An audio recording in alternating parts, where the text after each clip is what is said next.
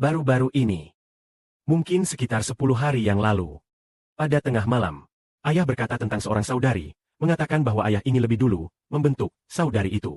Saudari ini adalah saudari Kuo Yulan. Saat itu saya berkata, wah, ayah ingin membentuk dia. Apa maksudnya ini? Hari ini, setelah kita makan siang, ya.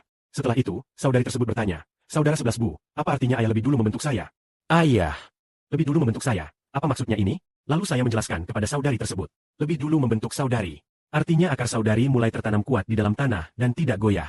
Baiklah, meskipun keluarganya sering menelepon, memintanya pulang untuk menandatangani dokumen, agar keluarga bisa menerima uang asuransi atau berbagai tunjangan, atau subsidi lainnya. Namun, meski sering diuji, saudari ini tetap tidak pulang. Ayah juga melihat hal ini dengan jelas. Karena itu, ayah memiliki rencana seperti ini, yaitu ingin membuat kehidupan saudari ini menjadi teguh. Dan hati saudara 11 Bu semakin teguh, sehingga nanti ia mungkin akan memperoleh banyak anak rohani, artinya keteguhan imannya. Setelah itu, ayah pun memakainya. Mari kita berikan satu contoh untuk didengar oleh saudara-saudari. Saudara-saudari mungkin telah melihat, terutama saudara-saudari yang melayani di media luar negeri, sudah menyadari bahwa beberapa saudara kita sudah mengunggah lebih dari 1000 video. Ada ratusan video. Bahkan ada yang sudah lebih dari 1000 video. Namun jumlah orang yang kita peroleh sangat sedikit. Apa penyebabnya?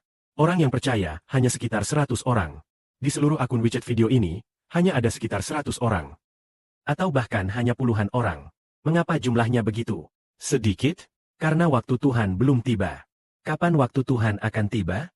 Yaitu setelah kita melewati ujian iman. Pertama-tama, sebagai saudara 11 Bu dari Israel, masih sedang dibentuk oleh Tuhan. Demikian pula hati saudara-saudari dalam percaya kepada saudara 11 Bu yang membawa pesan Israel sedang dalam proses pembentukan. Sambil mendengarkan bersama, kita turut terbentuk dan diproses dalam iman. Saat tiba waktunya yang tepat, ketika hati saudara 11 Bu dalam percaya kepada Bapa dan Tuhan mencapai tingkat keteguhan. Seperti keteguhan yang dimiliki Bapa sendiri terhadap Tuhan. Saat itulah saudara-saudari akan menjadi teguh. Begitu sudah teguh, maka Injil di berbagai platform luar negeri akan terbuka. Dan banyak orang akan percaya. Banyak orang akan datang percaya.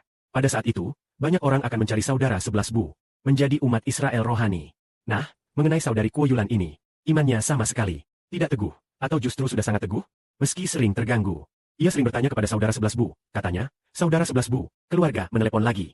Apakah saya harus pulang atau tidak? Mungkin saya pulang sebentar saja. Lalu kamu bilang, silakan pulang.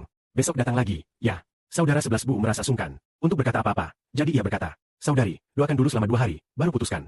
Setelah 2 hari berdoa, ia tidak membicarakannya lagi. Beberapa hari kemudian, sekitar 1 atau 2 minggu berlalu, keluarganya kembali menghubungi dan menggodanya. Ia berkata kepada saudara 11 Bu, sepertinya saya harus pulang sebentar.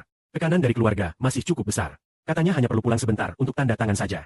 Saudara 11 Bu berkata, saudari, mungkin kamu perlu berdoa lagi. Tepat saat itu, ia baru saja mendengar sesi pertama. Kebenaran malam ini yang menyebutkan bahwa saudari Shunlan sedang mengalami penghancuran rumah, dan mulai menancapkan akarnya dengan teguh.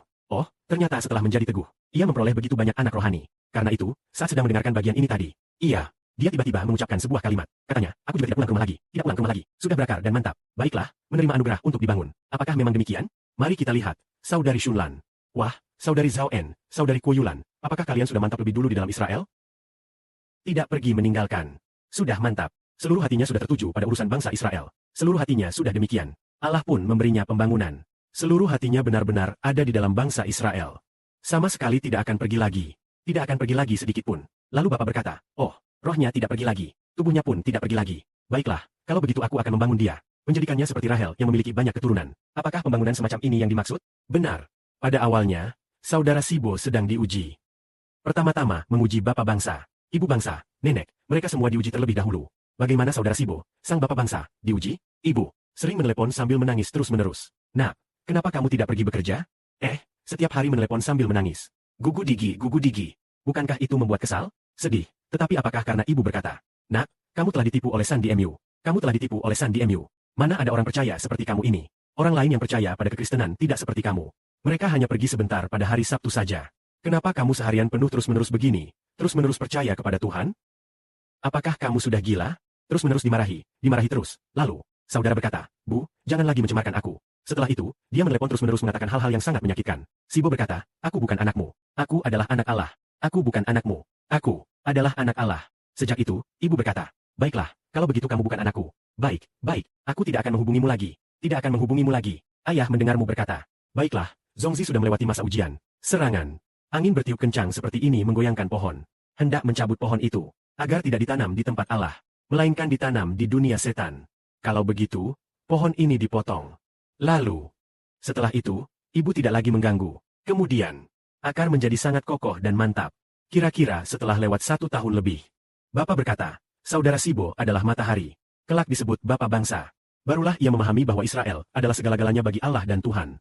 Inilah fondasi yang mantap. Maka saudara Sibo semakin mantap. Jadi, pertama-tama Sibo menjadi mantap. Lalu anggota tubuhnya pun menjadi mantap. Anggota-anggotanya sudah mantap. Anak-anak rohaninya akan bertambah banyak. Keturunan rohaninya, yaitu mereka yang memperoleh hidup yang kekal di bumi, akan sebanyak bintang di langit. Memberikan kemuliaan bagi Bapa. Amin.